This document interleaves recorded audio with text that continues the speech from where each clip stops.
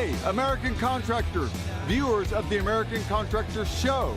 I'm here with John Dye at Win the Storm, and I have to tell you, anyone that is associated with American Contractor Show, you are a badass. Big shout out to American Contractor Show. If you don't know, you definitely need to check out the Storm Summit. They're doing it in excellence. Check them out. Hey, what's up? This is your friend, Francisco Serrano. If you haven't checked it out, American Contractor Show, YouTube channel, Facebook channel, Twitter, Instagram, all the platforms, you need to go them, like them, start learning about your craft. Hey, I'm Matt Danskin with Restoration Referral System. Check out the American Contractor Show. The truck that they've got is awesome. Everything else that they have going on.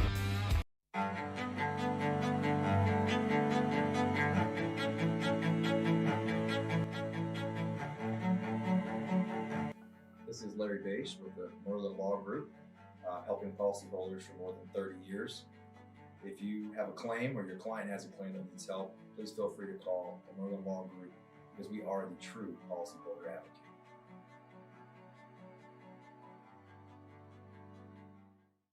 C3 was eager to help us, and even whenever we weren't giving them work, they were still eager to give advice. The things that they were putting out for the changing from DMO to RFG and giving that to the industry and not charging anything for it, I thought was really cool. And that's stuff that I, as a contractor, appreciate. I'd recommend C3 to any contractor that's looking for a PA, especially if you're around Colorado. Great guys, man. I'm nothing but happy with the work they've done for us.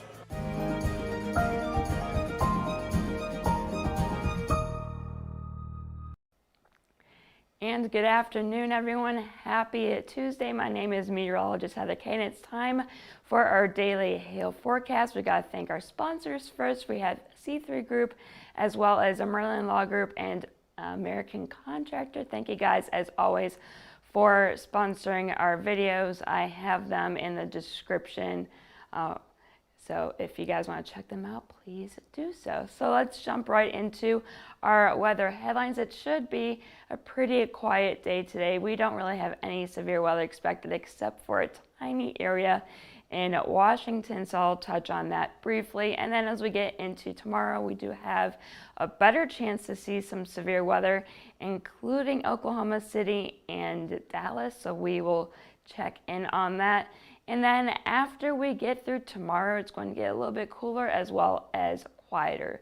And we'll talk about that as well. But before we get into the forecast, we do have a few events coming up. The first one is on November 20th, so not this coming Saturday, but the following Saturday. It is the OU Iowa State tailgate down in Norman. We do have a time for that now. The tailgate will begin at 9 a.m. and the game will kick off at 11 a.m.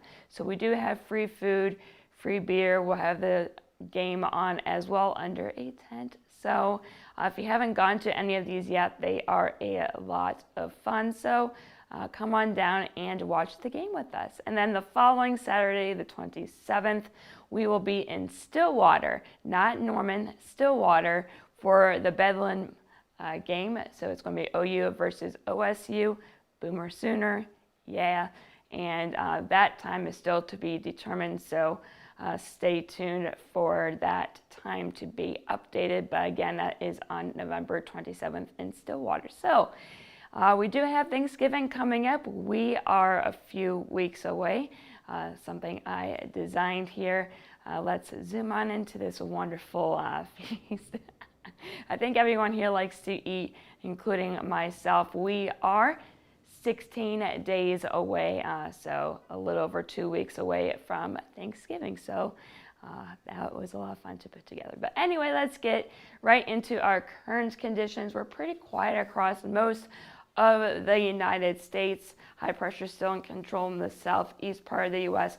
And we do have a bit of a disturbance here in the middle of the country, as well as a really weak cold front coming through here in Oklahoma. Nothing's expected with that system, but we do have a system bringing in, and I'll talk about that in just a second. I forgot about this part. So we do have that weak disturbance bringing in some showers. Those are starting to dissipate from southeastern South Dakota into northern parts of Iowa. Now here we go. We do have a strong system in the Pacific, and that's going to be bringing some showers, some potentially severe weather in the far western part of Washington, as well as some snow in the higher. A look at our temperatures,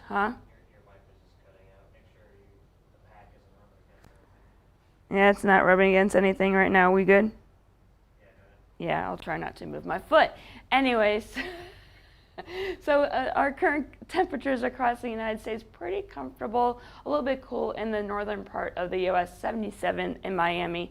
A little bit cooler as we get up into Boston. We have 68, and then, like I said, the western part of the U.S. is a bit cooler. We have a 52-degree temperature right now in Denver and 38 in Casper, Wyoming.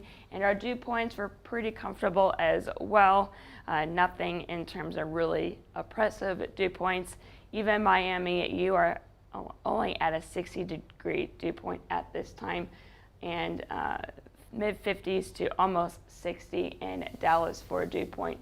So we do have some moisture return. Nothing substantial, but tomorrow we could get a little bit more moisture return, and that will be spawning some potentially severe weather. So we're going to take a look at western Washington state. There could be a few storms that produce some wind gusts up to 60 miles per hour. It's going to be very isolated in nature, but this is the HRRR model right now. Just some showers, maybe a few storms. And then as we get into the afternoon, they'll continue to move on to the east, and that low pressure will keep bringing in storms as we get through the evening. And again, nothing isolated wind gusts up to 60 is possible, basically west of Seattle, right along the coast. So when it comes to hail, we're not expecting anything today. No severe hail is expected. No real hail really is expected. But like I just mentioned, we do have a small chance to see up to 60 mile per hour gusts right along the coast from Washington state down to maybe as far south as northwestern Oregon. Forks is the biggest city within this region today. So that is today, but as we get into tomorrow, things will start to change. We're going to take a look at the upper levels first. This is our jet stream. I mentioned there is a little bit of a disturbance here in the middle of the country. You can see that dip here. That's what's bringing those showers. And then we see another trough in the northwestern part of the U.S. As we get into tomorrow, you can see that trough is going to deepen, so we have to watch basically from Wichita to Oklahoma City and into Dallas tomorrow for the potential for severe weather with this trough. And then as we get into the rest of the week, that system will continue to deepen and strengthen. It's going to get a little bit chilly in the northern part of the U.S., and it's also going to get a bit windy. You can see these isobars here as they get closer together because things are trying to balance out in the atmosphere.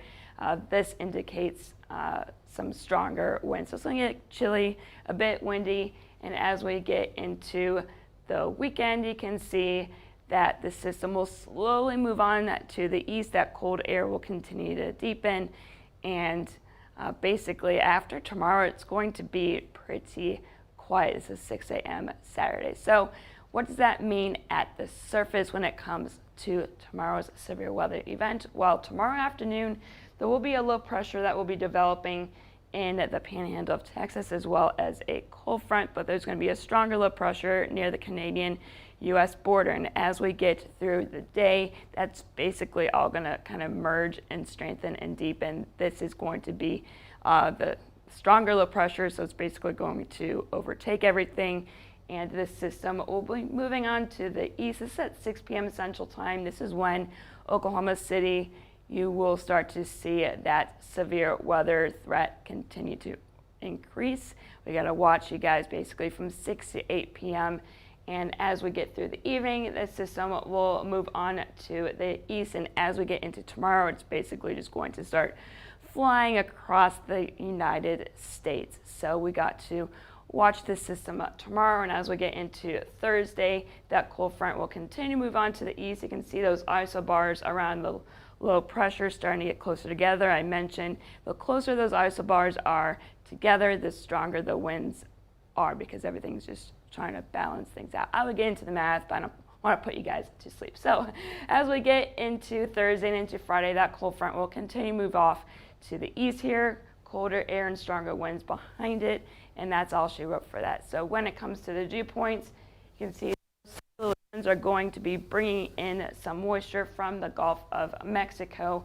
So that moisture will be in place. It doesn't look very impressive, but it should be enough to get that atmosphere a bit unstable. So this is at 8 p.m. This is when we're thinking Oklahoma City will have the strongest chance to see that severe weather. That cold front will be passing through around that time.